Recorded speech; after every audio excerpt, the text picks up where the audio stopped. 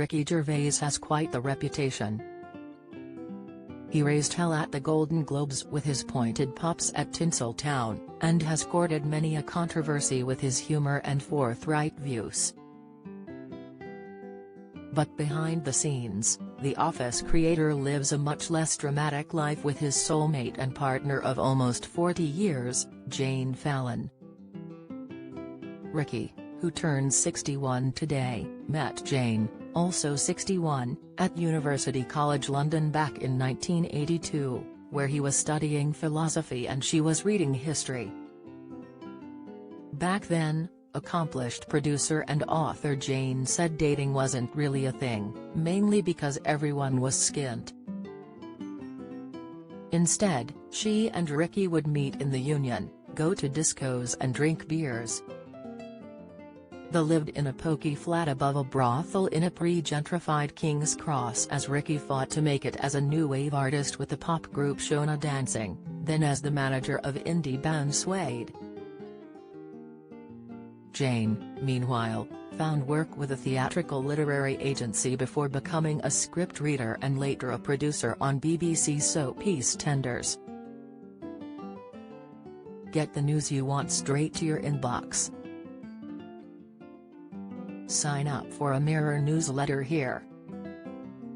Both would find massive success in their 40s, Ricky as the creator of The Office and Jane as the author of best-selling novels such as Getting Rid of Matthew, Got You Back and Foursome. And Jane, whose latest book Just Got Real was released this month, believes their humble beginnings made their subsequent successes all the sweeter.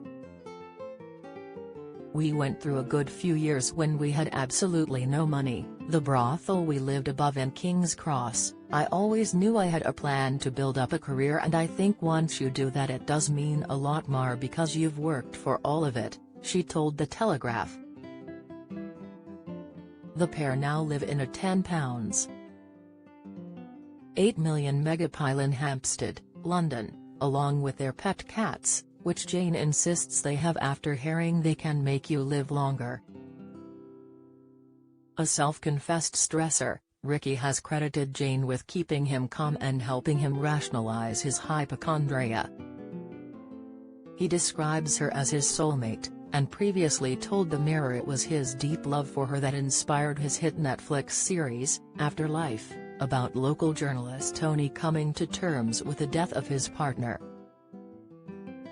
Like Tony, Ricky couldn't face the idea of a life without Jane and hopes to die before she does so he doesn't have to cope with a loss.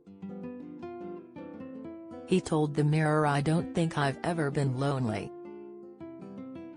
I don't think I've ever suffered from depression or despair like Tony.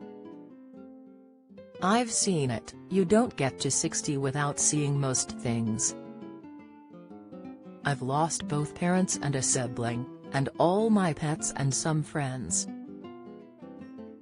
But the ultimate for me would be losing my soulmate. That's the worst thing that could happen to me. So, it's an imagination, a fiction, that stems from that." Like the couple in Afterlife, Jane and Ricky are great friends who prioritize building each other up rather than putting each other down. "I think it's really important that you are friends, I really do. I've thought about this a lot recently actually, and I realize that all my really close female friends have similar relationships with their partners in that they are really good friends with them," she told The Telegraph. "I don't really understand those people who, when you go out for a drink with them, they are slagging off their partner. You're meant to be each other's cheerleader. So yeah, you need to be good mates."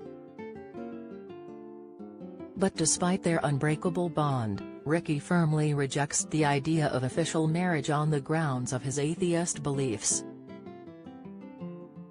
"Don't see the point," he once told The Times. "We are married for all intents and purposes, everything's shared, and actually our fake marriage has lasted longer than a real one. But there's no point in us having an actual ceremony before the eyes of God because there is no God. As for children, both have always been on the same page with a hard no. Explaining how he just didn't fancy it, Ricky said neither he or Jane wanted to give up 16 years of their lives, especially when there are already too many children, of course. It's not too many people, it's too many people with nothing, too many unwanted children, too many people who are poor and struggling, as opposed to too many people, he said. If they all had a good quality of life, no one would complain. What there is too many useless people. Too many people who shouldn't have children.